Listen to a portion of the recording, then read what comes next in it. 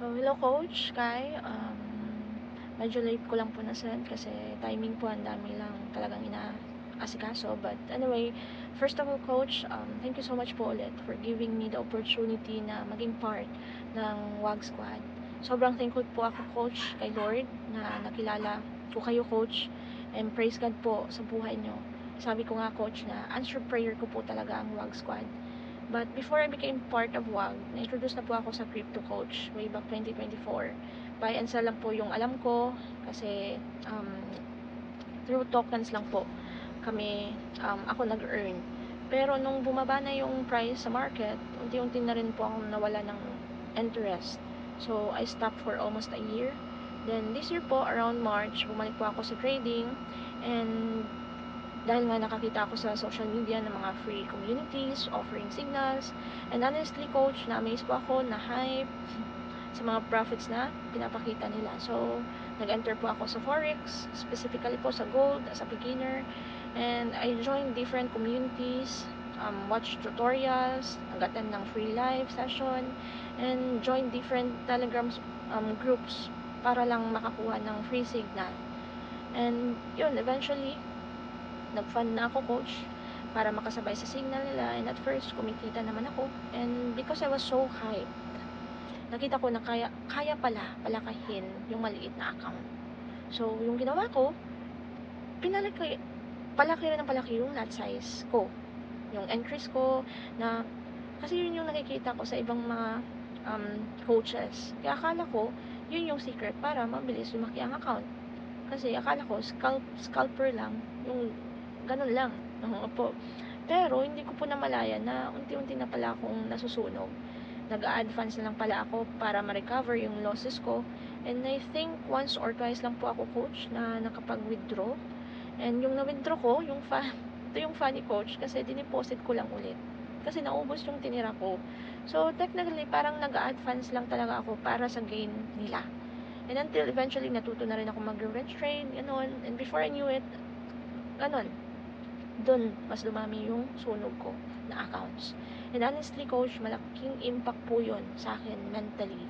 Imagine, malaking amount tapos nawawala lang within just few hours. So, nanibago po talaga ako Coach. So, I decided to stop for a while.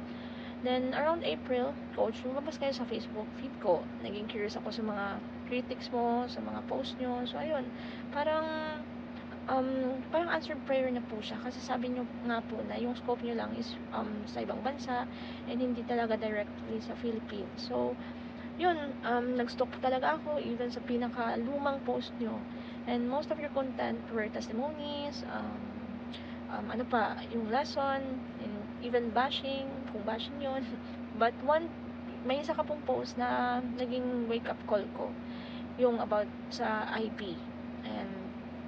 And it made sense to me, and doon talaga ako natauhan. So, I decided to inquire. Nag-inquire na po ako sa page nyo, pero still hesitant pa rin ako kasi nakita ko na yung mga prices ng courses, and honestly po, iniisip ko na baka mas scam ako.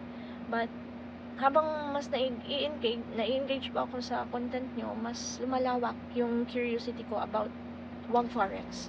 And somehow, nabigyan po ako ng hope. Especially when you said something about traders na pasuko na, gusto na mag-give up kasi palagi na lang nasusunugan, walang nangyayari kahit ang tagal nang nag-trade. Yun, baka pwede ang WAG Forex ang maging last alas namin. Yun. So, yun, parang inisip ko noon Coach, baka ito na talaga yun.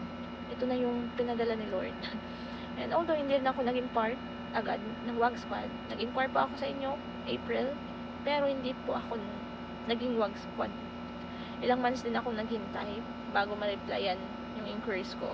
Baka ganun talaga yung journey.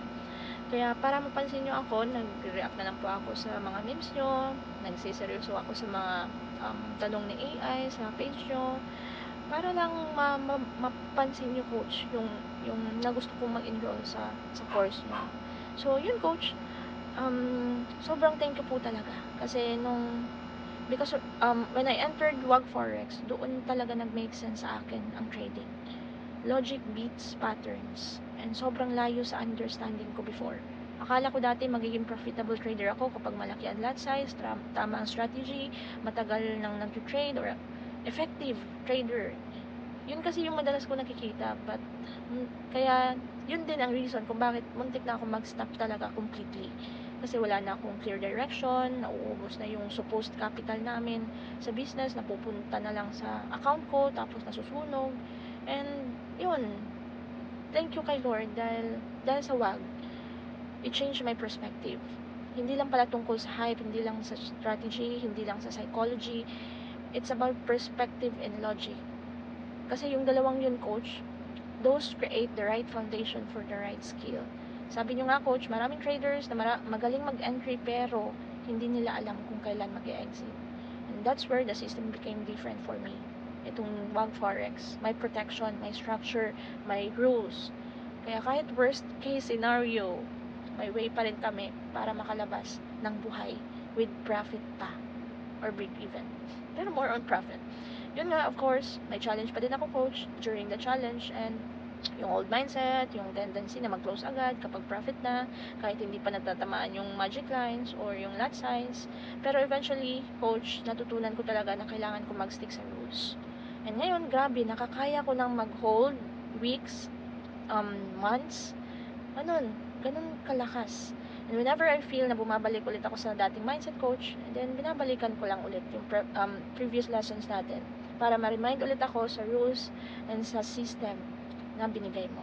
And one of the, yun nga, yung lesson na na-learn ko is hindi laging profit ang goal sa bawat trade. Sometimes the goal is simply to follow the rules. Because every time na sinusunod ko yung process, coach, yung system mo, coach, may nade-develop sa akin. Not just as a trader, but as a person. Character, discipline, and patience. And yun, mas valuable pala talaga ang discipline to wait kaysa sa isang profitable trade na may nadali. Kaya natuto ako na patience is a skill. So sometimes the best thing we can do is simply wait for the bias, follow the rules, and let the trade play out according to the system. And yun, coach, thank you po talaga kasi tapos ko na yung challenge last month and I'm grateful na natapos ko na yung FC and soon, in God's will, MC naman. Pero as of now, coach, focus muna ako sa prep firms, practice, and process pa naman.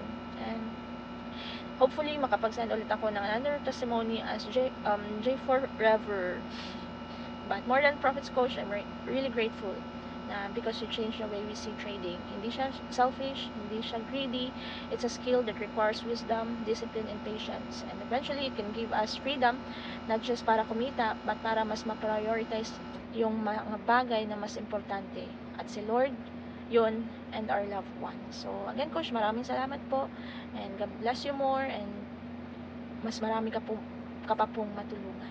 So, shoutout po sa Zelda 100 dyan. So, yun po. God bless.